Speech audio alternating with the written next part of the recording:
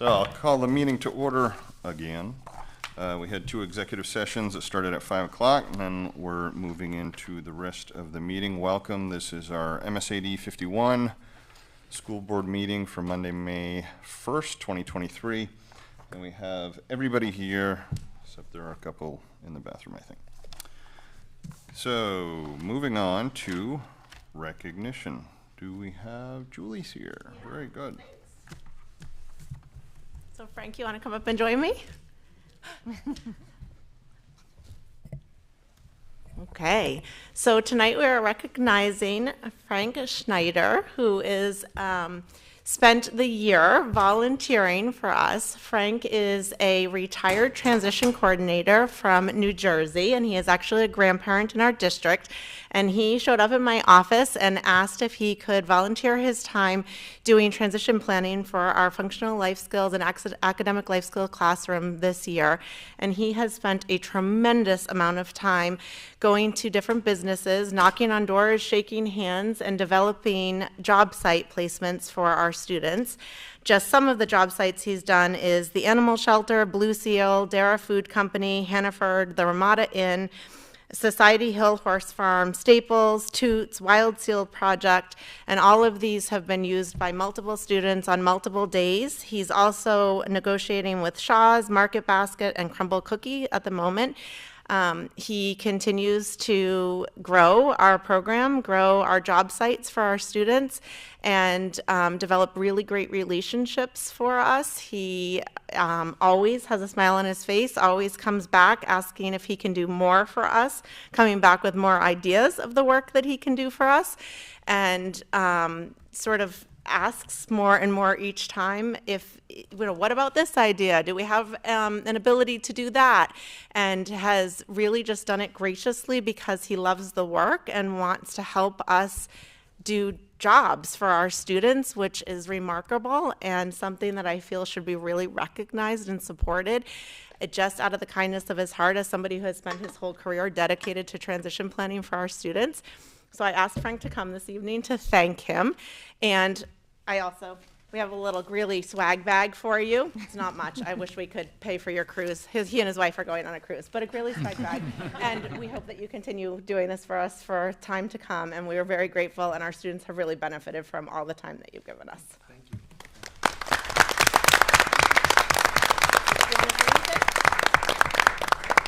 I guess with our special needs students, one of the things that we got to realize is we do a great job educating them as much as we can, but we've got to worry about what happens when they're age out. We have to have them prepared for that. That's why going out to different work sites and everything, I think is very important, because we don't want them just staying home and playing video games. Maybe they can continue volunteering at those places once they graduate, or maybe, as one of them already just got hired for the summer, they'll have a paying job when they graduate, and that way they're not going to be home.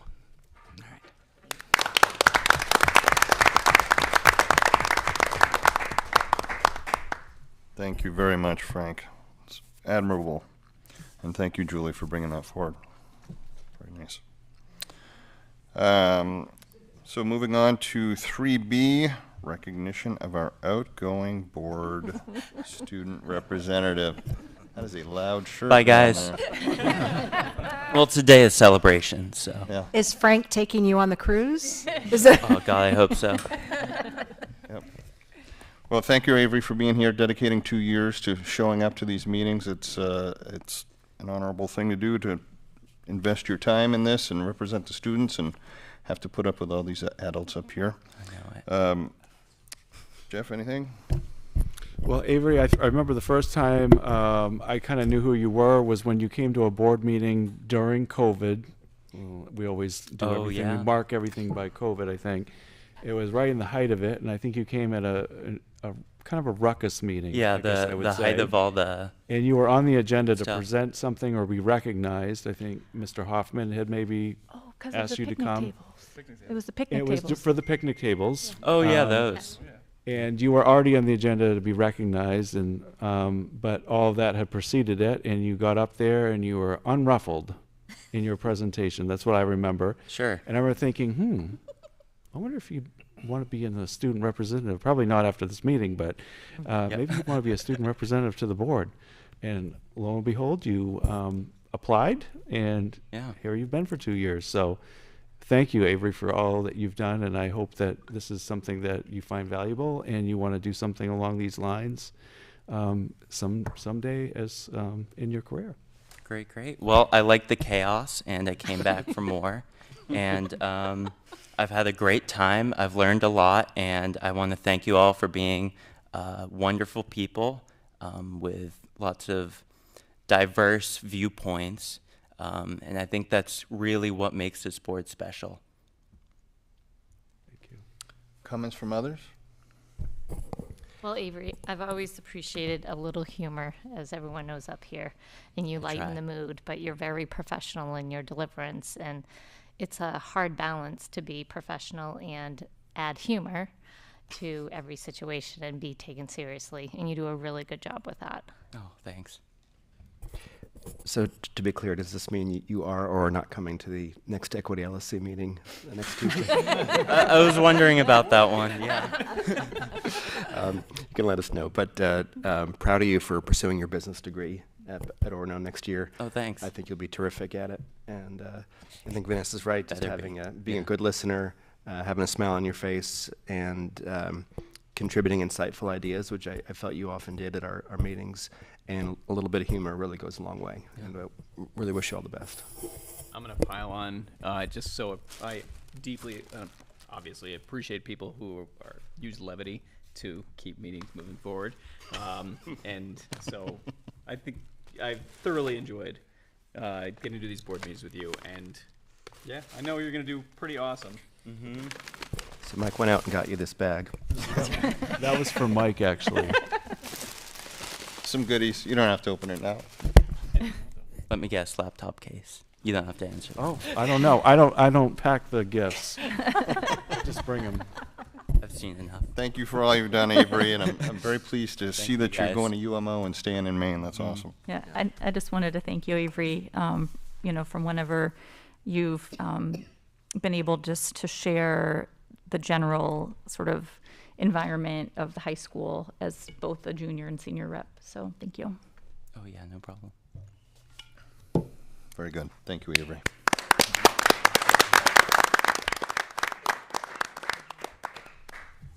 Okay, moving on. We don't have any approval of minutes at this time, so we will open up public comment. If anybody's here would like to speak, step up, introduce yourself, share, please.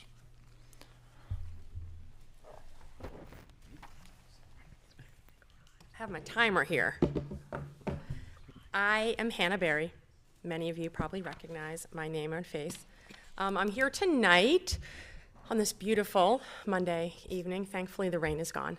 To ask the board, all of you, to review current policies for transparently calculating class rank and sharing it with students upon request. In the GHS profile on our website, it says, quote, Greeley does not rank, but upon student request, GHS can report decile. Then in the GHS student handbook, it says, while GHS does not report exact rank, except for valedictorian and salutatorian, our external post-secondary ranks are reported based on decile. Lastly, in the MSAD policy JRAE, it states parents may request and inspect the student's education record. It's my belief that the education record should include class rank if the student would like the information. It does not need to be made public, only available to students if they inquire. Telling only 2 students their class rank does not amount to equity, in my opinion. For those that may not know, college acceptance rates have dropped drastically in the last few years. Class rank may be one component for how students determine their personally achieved academic excellence alongside their peers, as well as help them in their application process. And just a little background information for the last half of my 3 minutes. The GHS profile on our webpage does outline how they rate and rank classes here at Greeley. So for example, honors level classes, and there are 23 here according to the website, get an additional 2 points on their GPA grade for that class. as opposed to a college level class. Then the advanced placement classes get an additional 3 points. Well, our IB program, which you may be aware of, has apparently 2 levels of IB classes, which I was not aware of, but there's IB high level and IB standard level. And currently, those are also both rated equally to the AP classes and get 3 additional points.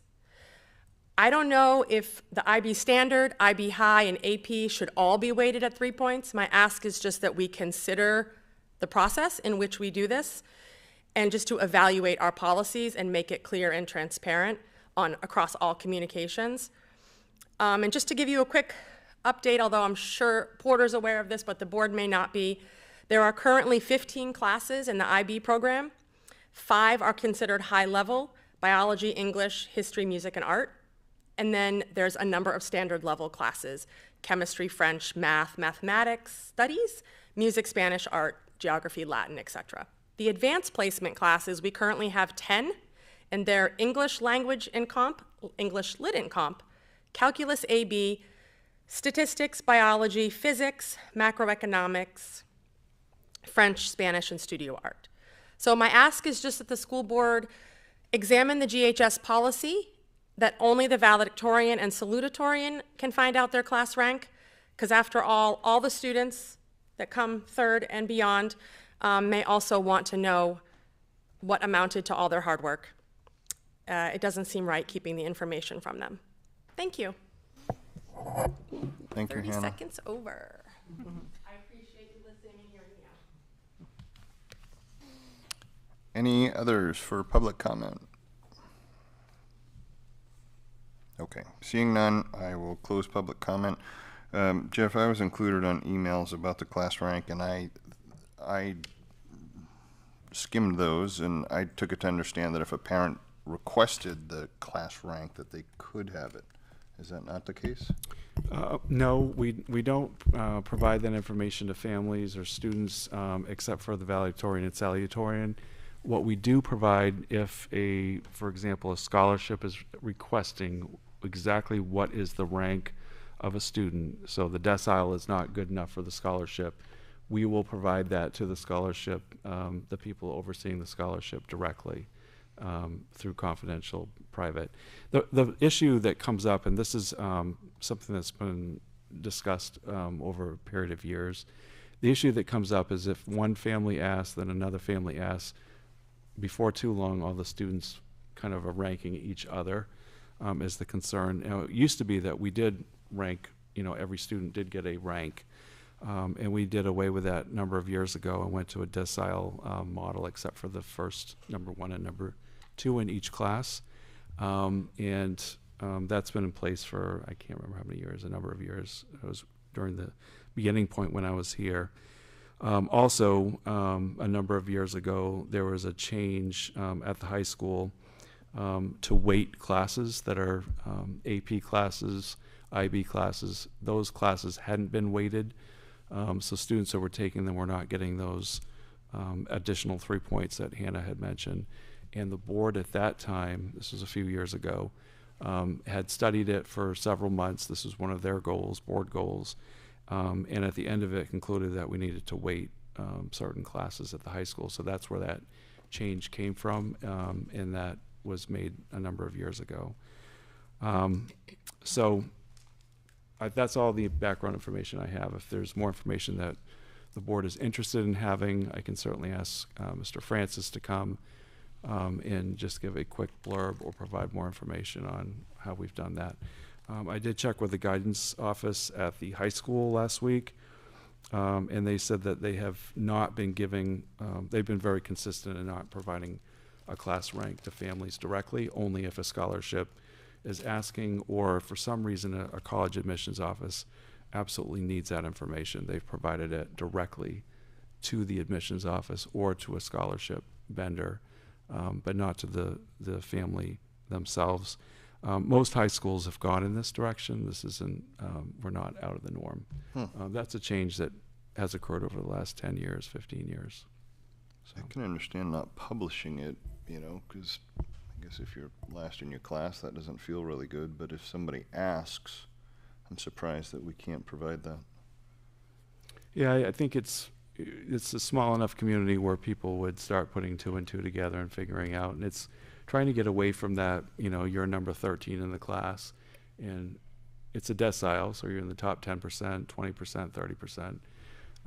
We feel like that's as far as, we should go, and I would have to say that's pretty typical now for high schools to do that. Can I ask to clarify, you can find out what decile Yes. your student is Yes. in, but not, Yes. okay. Yep. And we do recognize the top 10%. That's another change. I forgot about that. A number of years ago, we were at just the top 10, and of course, our class sizes they vary. And now with increasing, some of our classes are getting larger, especially the ones that will come through. So it was determined by the board years ago when they were looking at weighted grades to also make a change to 10% instead of the top 10. So we made that change. It kind of came out of a lot of discussions, and we worked with the high school on that with the board. So the top 10 percentile is public. Yes. But the parent can find out what percentile. Yes. But that isn't publicized. But just the decile. So just the the decile. family and the student will know I'm in the second decile in the class. But the second, third decile one, those aren't published. No, we only publish Parent the can find out first at least that. 10%. Oh, okay.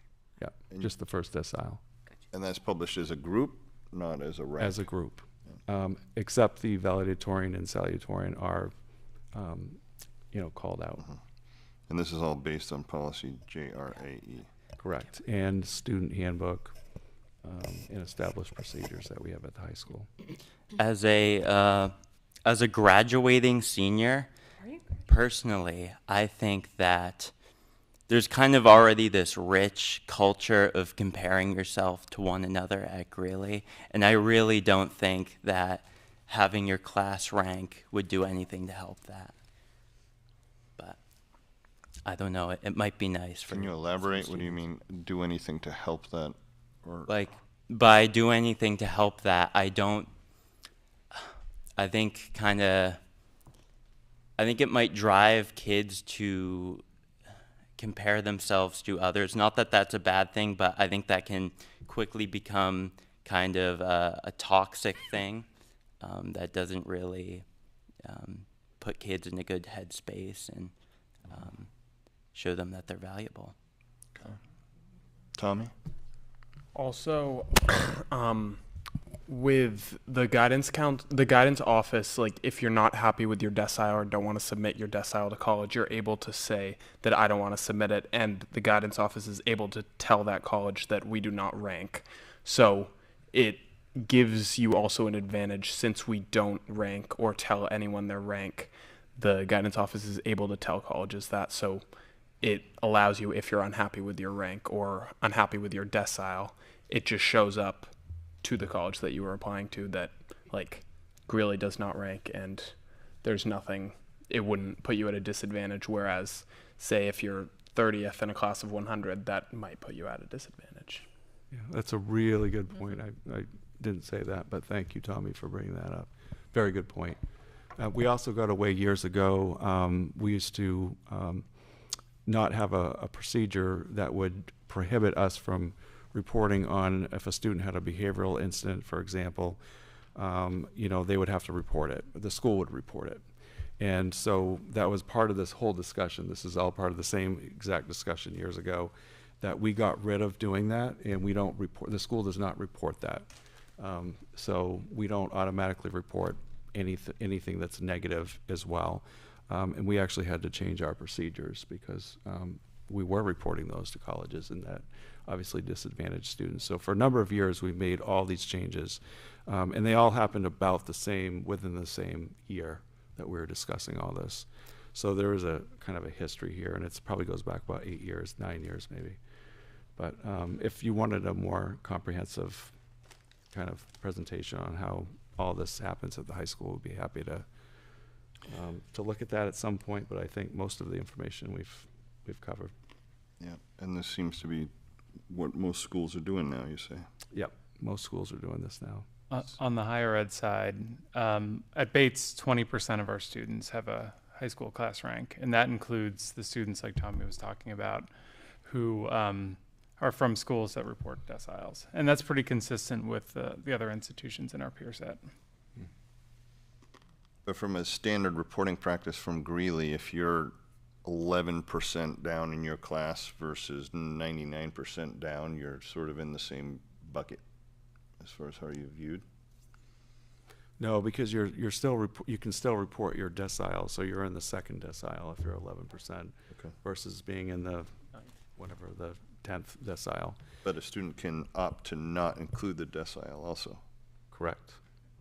And say that we just don't rank students, and so you can flat out say my school doesn't actually rank. So you can use the decile, or you can say my school doesn't rank, which is true, and report it that way to colleges.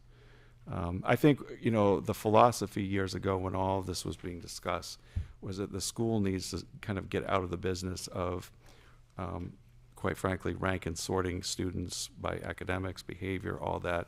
That is something that we need to move away from and have a broader stroke on things. Obviously, valedictorian, salutatorian were accepted, the top 10%, and then we're waiting classes as well for students that are taking them. But trying to get out of the rest of the things and out of the business of doing that. And again, if there's a situation like a scholarship or an admissions office for some reason needs to know, I'm not sure, Tom knows way more about this than I do, but needs to know you're number 8 in your class, then the guidance office has directly worked with the admissions office or the scholarship vendor and given that information. So that is, I mean, so if it's absolutely needed, we do provide it. If an admissions office tells you that they need to know it, I wouldn't believe them. Well, and that was the answer I got from our guidance office, is that an admissions office usually doesn't ask that. Yeah. Yeah. Okay. Others?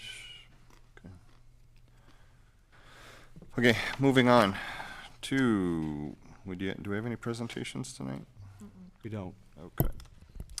So first item for action, I guess before we get there, I have good news as it relates to our EdTech contract. So on behalf of the board, I would like to read the following statement. The board is happy to announce that it has arrived at an agreement for a new collective bargaining agreement with its secretaries, educational technicians, and library technicians. We understand that the employees have voted to ratify this agreement, and the board will vote on the same matter tonight. The board wants to thank the members of its negotiations team who worked hard to arrive at this agreement. The board highly values the hard work and dedication of its secretaries, educational technicians, and library technicians, and believes that the agreement is a fair one that will serve the interests of our staff, students, and our community well in the next several years. Thank you. So, moving on to item for action number 7A, do I hear a motion? I motion to ratify the 2022-2025 collective bargaining agreement between the MSAD 51 secretaries, educational technicians, library technicians, and the MSAD 51 board of directors. Thank you, Vanessa. Ann, is there a second? I would like to second. I would have made the motion, but I didn't have the wording in front of me. Thank you, Ann. All right, further discussion on this? All in favor? Unanimous. Motion carries. Thank you. And thank you to everybody in the community and our ed techs. It's a long road. Okay, moving on. Items for action number 7B. Do I hear a motion? I motion to approve continuing teacher contracts for the 2023-2024 as presented. Thank you, Leanne. Is there a second? Second. Thank you, Christina. Okay, Jeff, briefly, what is this about? So each year, we have teachers who have completed their 2-year probationary period after they've been hired by the district. And once they've completed that, they go on to what is called continuing contract status in our district, and that is per state statute. And so these are the individuals who are continuing with us in the district for hopefully a long career. Okay, thank you. Questions from the board? Okay. All in favor? Unanimous. Motion carries. Thank you. And moving down the list to 7C, is there a motion? I motion to approve probationary teacher contracts for the 2023-2024 school year as presented. Second. Thank you, Leanne. Thank you, Mike. Jeff? These are teachers who are in their first year of employment in their position with us, and they are moving to a second year of probationary status. So state law says that they have to be put before the board each year during their probationary year at the point of hire. So every time that we hire a teacher in our district, they obviously come to the board for their initial hire. They also come back to the board a year later, which is tonight, for their second year of probationary status. And then presumably this group of people would come back a year from now if they're recommended by their administrators for continuing employment. So this group of teachers will be in their second year of probationary teaching next year, and that's what you're approving tonight. Very good. Questions, concerns? Leanne? I just have a question. I see the list that was provided. Is this pretty typical of the numbers that continue on? This is, it is pretty, it's a little bit higher than normal, and I would have to say during the pandemic, we've had, obviously, we hired some teachers. During the pandemic, we've had more resignations and retirements, and we have growing enrollment. So it's a combination of those things. Okay. Just to give you an idea, I used to have a first year teacher class. We do a first year teacher class for several sessions for all the teachers in the district, and they were averaging 15 for a number of years, and now we're we're up in the 20s, if not more sometimes. So this is a little bit more than average. Enrollment is definitely a big factor. We've been hiring more and more. The other piece of this particular group is that when we move to a new special education model, all of those folks that are that were hired, and there's 10 of them, even if you're not a teacher, you're in a professional, what's considered a professional specialist category, and you are also part of this group that goes from year 1 to year 2. Okay. So that's another reason we added 10 positions just from changing the model. So, Jeff, can you just clarify, for this list to come before the board, that means that the individuals on it have already been recommended by their supervisor? Yep. So all of the teachers on probationary status have to be evaluated each year that they're on probationary status. That's part of our evaluation system here in our district. And they have to be observed multiple times, whether it's a short visit or it's a longer visit. Administrators have to do that. And then they make a recommendation, and then they write an evaluation of the probationary teachers in each of their first and second years before it gets to me, and then I recommend to the board. Excellent questions. Thank you both. Others? Okay. All in favor? Unanimous. Motion carries. Thank you. Moving on to 7D. It's a big number there. Is there a motion? I move to approve the fiscal year 2023-2024 proposed budget in the amount of $47,043,328.65. And is there a second? I second. Thank you, Vanessa. Thank you, Kim. You do. All right. We've beat this dead horse a lot. Do we want any questions, discussion? So can we do a line item? No. Only if you agree to run again, Mike. Yes, no line item. Okay. All in favor? Unanimous. Motion carries. Thank you. So this next one is a long one. Do I hear a motion? I'll do it. Yep. I motion to call and approve the warrants for the budget meeting and the budget validation referendum to authorize the notice of amounts adopted, be approved in form presented to this meeting, that a copy of the said vote be included with the minutes of this meeting. You want me to do the capitalization as well? Yes, please. Okay. Vote to call and approve the warrants for the budget meeting and the budget validation referendum, and to authorize the notice of the amounts adopted. Yeah, the whole thing, please. All right. Voted that the warrant for the main school administrative district, the district, budget meeting presented to the meeting be approved, that a district budget meeting be called for May 18th, 2023 for the purpose of voting on the annual budget for the district for the 2023-2024 fiscal year.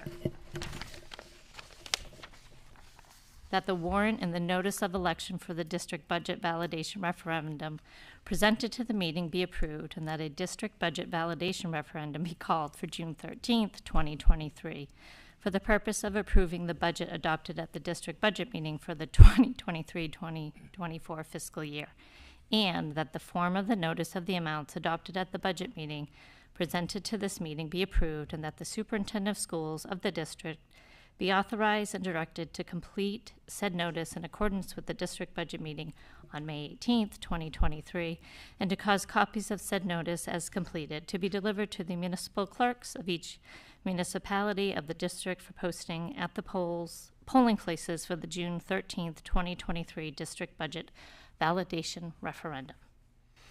Thank you, Vanessa. Is there a second? Second. I'll take Tom, since he's on the Finance Committee. All right, thank you. So, Scott, what does that all mean? So,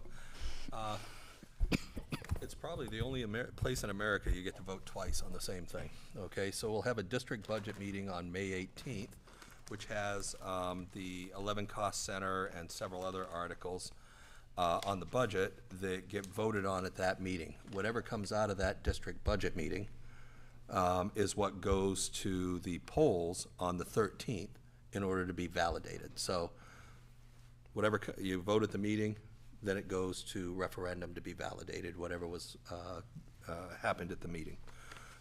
So there's a number of warrants that the board will sign tonight that we posted in the communities. The town council and the select board will each countersign these tomorrow. That's really what the process looks like. Okay. Questions?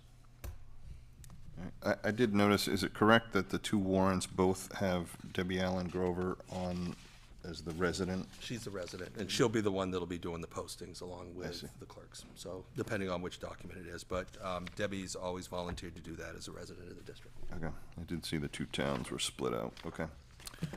Questions from the board before we vote? Okay, all in favor? Unanimous, motion carries. Thank you. So, moving on to 7F. Jared, I think like 6 of these you could almost group together maybe. I think F through K. I would make a motion to approve policies JICK, bullying and cyberbullying in schools, AC, non-discrimination, equal opportunity and affirmative action, ACAA, harassment and sexual harassment of students, ACAA-R, student discrimination and harassment complaint procedure, ACAB, harassment and sexual harassment of school employees, and K, policy ACAB-R, employee discrimination, harassment in Title IX, sexual harassment complaint procedure. I would move to have all 6 of those policies approved as recommended. Second. Thank you, Jared. Thank you, Mike. I've gone over these many times. Anybody have any further questions? Okay, all in favor? Okay, unanimous, motion carries. Thank you. And then the other 2, maybe we can group together? Yes, I think we can. So I would also, where did it go? I would move to remove policy JID, students of legal age, and policy JLD, guidance and counseling, both as presented. Thank you, Jared. Second? Second. Thank you, Mike. Questions on these? We went over them a couple of times at least, I think. All in favor? Unanimous, motion carries. Thank you. I have one question. Is there a reason why the student dress Is there a reason why the student dress policy hasn't been included in this group of policies? Jared, do you want to do that? Good question, Tommy. There were, coming out of last week's meeting, there were probably about 4 or 5 issues that were suggestions that we needed to run by Drummond Woodsum again. Okay. And they have to go back to policy before they can come back to the board. But the goal is to try to get them back in front of the board this year. Perfect. And I think we also were going to try to invite the relevant parties, Mr. Gray and Mr. Taylor and Cassie, is it, I believe, to the meeting if they want to. They're relatively small changes, but we're going to invite them if they want to. Okay. Perfect. Thanks, Tom. Yep. Okay, thank you. All right, moving on. We're not going to do a superintendent's report this week and largely skip the committee reports. However, I know Wellness had a committee, and did you want to share about that? Yeah, we were able to meet on the 25th, and so all of us had the chance to review policy JL school wellness that was last reviewed in 2018, and then we took a look at the wellness plan to kind of discuss the group's priorities for moving some items along for completion, which Carol MacArthur is the chair of that committee. She's going to compare it to the previous wellness committee's final notes on items for action so that she can bring it back. Our next meeting is May 30th. Okay. Oh, and I did want to also give an update because I had Carol had told me that Food Services has applied for the district, the grant from Full Plates, Full Potential, that a parent had brought up to us in terms of being able to increase local food offerings in nutrition. John Carlson, sorry, I couldn't remember his name. And nutrition in general is going to be one of the topics. Yes. For next year. Yep. Okay. Very good. All right. Anything else pressing for committees that people want to share? Okay. Moving on to communications, number 10. Anything? I guess I'll just note that it is May, at the beginning of May, so we are entering Asian American, Native Hawaiian, and Pacific Islanders Heritage Month. Thank you, Anne. Anything else? I would just note that this is Staff Appreciation Week in our district. And I want to thank the PTO already for providing all kinds of really nice treats to our staff across the district. I know it's continuing all week. And there's also going to be some sort of a food truck, Scott, of some kind that we know is rolling in.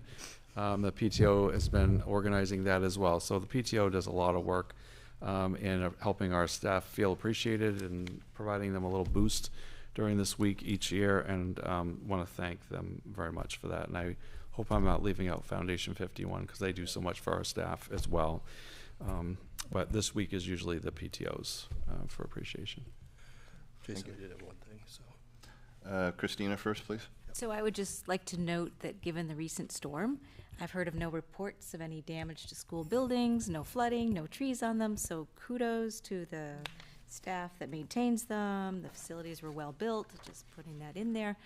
So, thank you. Scott? The roof's held up well. So, no, the only thing I would mention is Mike knows, as our facility chair, that we went before the planning board last week and we were approved for our short-term plan the next 2 years through the planning board. So we're all set for that. Excellent. It's also Jewish American Heritage Month as well. So, mazel tov. Good. Thank you, Mike. Others? Okay. Is there a motion for number 11? A motion to adjourn the meeting. Thank you, Vanessa. I need everybody to stay. Second. Thank you, Mike. All in favor? Unanimous motion carries. Okay, so hang around. We've got to sign a bunch of stuff again. More stuff. Okay. That's it.